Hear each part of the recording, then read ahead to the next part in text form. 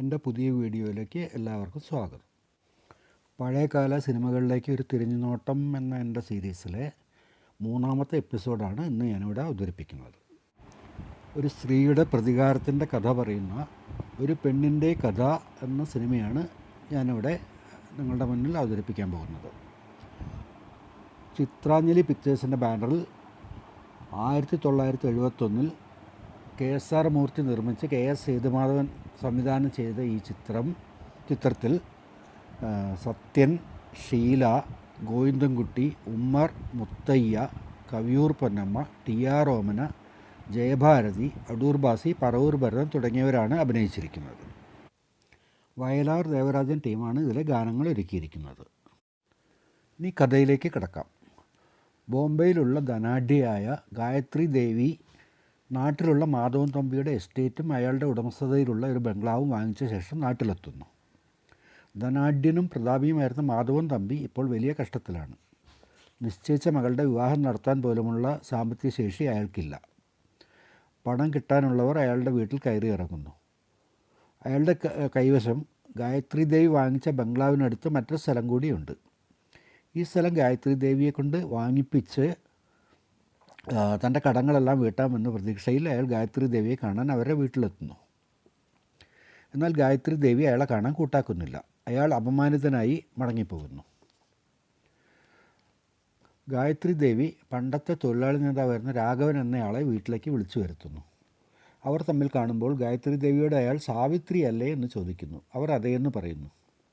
അപ്പോഴയാൾ ഈ എസ്റ്റേറ്റും ബംഗ്ലാവും വാങ്ങിയത് ഗായത്രി ദേവി എന്ന പേരുള്ള സ്ത്രീയാണല്ലോ എന്ന് പറയുമ്പോൾ അത് ഞാൻ തന്നെയാണെന്ന് സാവിത്രി പറയുന്നു.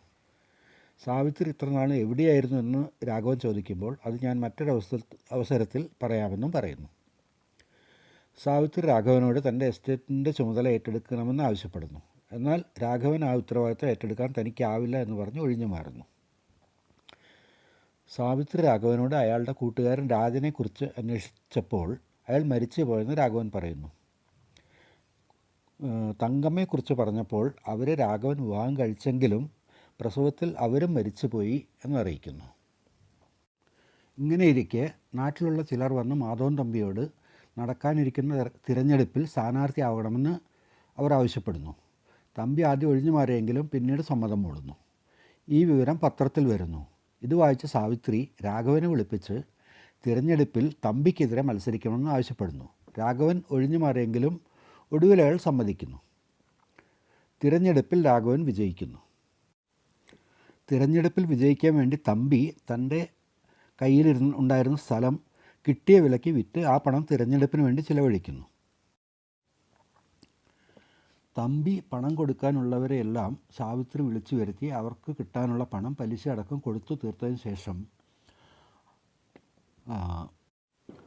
ആ പണം, അതായത് 3 ലക്ഷം രൂപ കിട്ടാനായി തമ്പിക്കെതിരെ കേസ് കൊടുക്കുന്നു. കേസ് പഠിച്ച വക്കീൽ തമ്പി ഇപ്പോൾ താമസിക്കുന്ന വീട് വിറ്റാൽ തന്നെ പരമാവധി 1 ലക്ഷമേ കിട്ടൂ, അതിനാൽ ഗായത്രി ദേവിയെ കണ്ട് കാര്യങ്ങളെല്ലാം പറഞ്ഞതിന് ശേഷം ഇളവ് കൊടുക്കാൻ അപേക്ഷിക്കാൻ പറയുന്നു. എന്നാൽ തമ്പി കൂട്ടാക്കുന്നില്ല. ഇതറിഞ്ഞ് തമ്പിയുടെ ഭാര്യ ഗായത്രി ചെന്ന് കാണുന്നു. തങ്ങളുടെ മകളുടെ വിവാഹം തങ്ങളുടെ വീട്ടിൽ വെച്ച് തന്നെ നടന്നു കാണണമെന്ന് ആഗ്രഹമുണ്ടെന്നും തമ്പിയെ ജയിലിലേക്ക് അയക്കരുതെന്നും സഹായിക്കണമെന്നും ഗായത്രിയോട് അവർ അഭ്യർത്ഥിക്കുന്നു. എന്നാൽ ഗായത്രി അവരോട് വളരെ പരുഷമായി പെരുമാറുന്നു. അവരുടെ 2 ആഗ്രഹങ്ങളും നടക്കാൻ പോകുന്നില്ലെന്നും അവർക്ക് പോകാമെന്നും പറയുന്നു. അപ്പോൾ തമ്പിയുടെ ഭാര്യ, നിങ്ങളും ഒരു സ്ത്രീയല്ലേ, എൻ്റെ ഭർത്താവ് നിങ്ങളുടെ കടക്കാരനാണ് എന്നുള്ളതല്ലാതെ അതിനു മുകളിൽ ഇത്രയ്ക്കൊക്കെ വെറുപ്പ് കാണിക്കേണ്ട കാര്യമുണ്ടോ എന്നെല്ലാം ചോദിക്കുന്നു. അപ്പോൾ സാവിത്രി, നിങ്ങളുടെ ഭർത്താവ് വെറുമൊരു കടക്കാരനല്ല, ഒരു ആത്മാവിൻ്റെ തന്നെ കടക്കാരനാണ് എന്നെല്ലാം പറയുന്നു. അപ്പോൾ തമ്പിയുടെ ഭാര്യ തനിക്കൊന്നും മനസ്സിലാവുന്നില്ല എന്ന് പറയുമ്പോൾ, എന്നാൽ ഞാനെല്ലാം പറയാമെന്ന് സാവിത്രി പറയുന്നു. സാവിത്രിയുടെ അച്ഛൻ തമ്പിയുടെ എസ്റ്റേറ്റിലെ ഒരു മേസ്ത്രിയായിരുന്നു. ആ എസ്റ്റേറ്റിനോട് ചേർന്നൊരു ചെറിയ വീട്ടിലായിരുന്നു സാവിത്രിയും അച്ഛനും താമസം.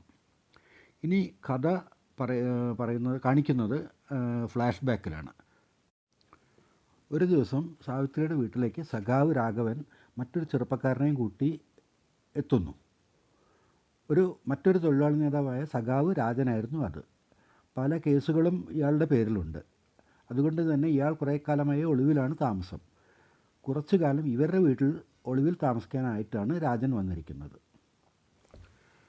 ഒരു ദിവസം പാട്ടും പാടി നടക്കുന്ന സാവിത്രിയെ തമ്പി കാണുന്നു. നന്നായി പാടുന്നുണ്ടല്ലോ എന്നെല്ലാം പറയുന്നു.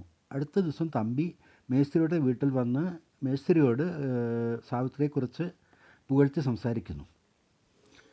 തമ്പിയെ അകത്ത ജനലിലൂടെ കാണുന്ന രാജൻ തമ്പി പോയതിന് ശേഷം മേസ്ത്രിയോട്, ഇത് മാധവൻ തമ്പിയല്ലേ, ഞങ്ങൾ തമ്മിൽ നേരത്തെ പരിചയമുണ്ട്, ഞങ്ങൾ ക്ലാസ്മേറ്റ്സ് ആണ് എന്നെല്ലാം പറയുന്നു. കൂടാതെ രാഷ്ട്രീയപരമായി തങ്ങൾ തമ്മിൽ ചെറിയ ശത്രുത ഉണ്ടായിരുന്നു എന്നും പറയുന്നു. അപ്പോൾ മേസ്ത്രി, അങ്ങനെയാണെങ്കിൽ തമ്പി രാജനെ കാണാതിരുന്നത് നന്നായി എന്നും പറയുന്നു. തമ്പി മറ്റൊരു ദിവസം വീണ്ടും അവിടെ സാവിത്രിയുടെ വീട്ടിലേക്ക് വരുമ്പോൾ രാജനും സാവിത്രിയും ഒന്നിച്ചൊരു മുറിയിൽ നിൽക്കുന്നത് കാണുന്നു. തമ്പി ഉടൻ തന്നെ തിരിച്ചു പോയെങ്കിലും രാജനും സാവിത്രിയും പരിഭ്രാന്തരാകുന്നു. രാജൻ സാവിത്രിയോട് ഉടൻ തന്നെ രാഘവനെ പോയി കാണണമെന്നും പിന്നെ മാധവൻ തമ്പി തന്നെ ഇവിടെ വെച്ച് കണ്ടു എന്നുള്ള വിവരം അറിയിക്കണമെന്നും ആവശ്യപ്പെടുന്നു. അങ്ങോട്ടുള്ള യാത്രക്കിടയിൽ സാവിത്രി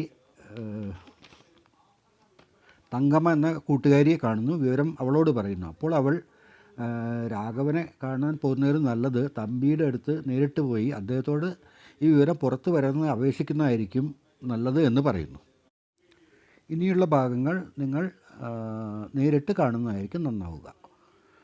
പിന്നെ ഈ സിനിമ യൂട്യൂബിൽ ലഭ്യമാണ്. പ്രിൻ്റ് അത്ര ഗുണമില്ല എങ്കിലും കാണാൻ പറ്റും.